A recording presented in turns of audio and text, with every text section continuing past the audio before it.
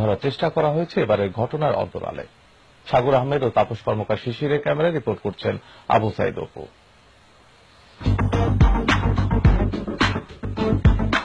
নেশা করতে বাধা দেয়া আর কড়া শাসনের কারণেই সন্তান ঐশীর হাতে নির্মমভাবে খুন হয়েছিলেন পুলিশের এসপি শাখার পরিদর্শক মাহফুজুর রহমান ও মা স্বপ্না রহমান। এ ঘটনা অভিভাবকদের হৃদয়ে নাড়া দেয়। সন্তানদের সাথে ছায়ার মতো চলতে শুরু করেন তারা। কোচিং থেকে শুরু করে স্কুল পর্যন্ত বাবা মার উপস্থিতি সর্বক্ষণ চোখে চোখে রাখা। ছোট বাচ্চা মানুষ কিংবা কোনো প্রতারণার পর ফাঁদে না পড়ে। দেখা যায় যে মেয়েটা আসলো কলেজে সে আসলো না, আদৌ একটা পার্কে গেল, কারণ ওদের বয়সটা কম। বাচ্চারা স্কুলে আসে, রাস্তাঘাটে কি বিপদ আপদ, এমন একটা ওদের বয়স, এই বয়সের মধ্যে ওরা ভুল করে বেশি। আমার 3টা মেয়ে, এই 3 জনের পিছনে এইভাবে প্রতিদিন সকালে উঠে সন্ধ্যা পর্যন্ত এইভাবেই দৌড়ে থাকে। আমার সন্তানকে চোখে চোখে না রাখি সে আরেক পথে চলে যেতে পারে। এত নজরদারির পরও কিশোর কিশোরীরা নানা অপরাধমূলক কর্মকাণ্ডে জড়িয়ে পড়ছেন ইয়াবা, হেরোইন, মদ গাঁজা সেবনে। ঘটনার অন্তরালটির পিছনে স্কুল কলেজের ড্রেস পরিহিত শিক্ষার্থীদের। স্কুল কলেজ ফাঁকি দিয়ে বাবা মার চোখের আড়ালে আসলে এরা কোথায় যায়? ফ্যামিলি থেকে তো আলাদা থাকি, যে আমরা নিজেরা থেকে হোস্টেলে তো আমরা মানে ঘোরার জন্য জাস্ট ক্লাস শেষ হয়েছে তো একটু রিল্যাক্স হওয়ার জন্য এখানে আসছি। হ্যাঁ ভাই, এটা উচিত না, দেশ ছিল না, যেহেতু কলেজ থেকে চলে আসছে, শাশুড়ি মনটা চাইলো যে একটু ঘুরে যায় এই জন্য।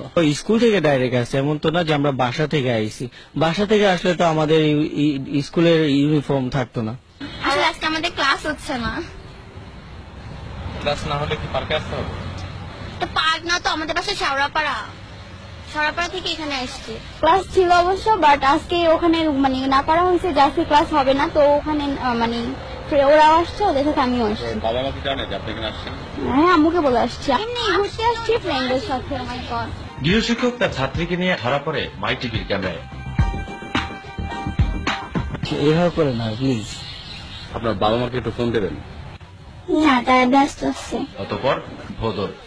ভাই শুনুন না, ভাই শুনুন আমার কথা শুনুন। আপনি পালাচ্ছেন কোথায়? শুনুন আমার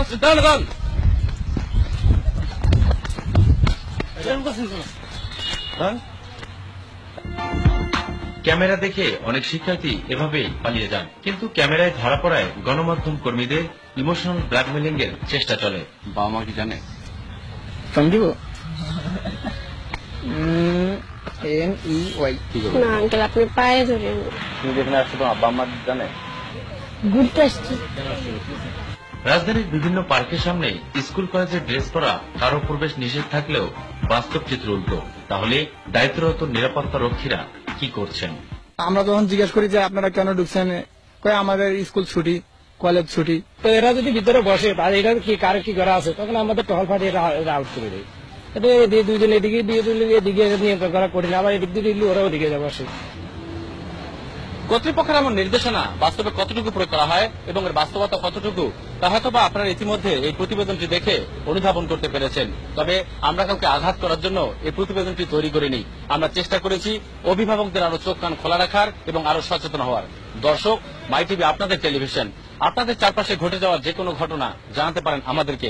আমরা সর্বাত্মক চেষ্টা করব ঘটনার অন্তরালের সর্বশেষ খবর তুলে ধরতে।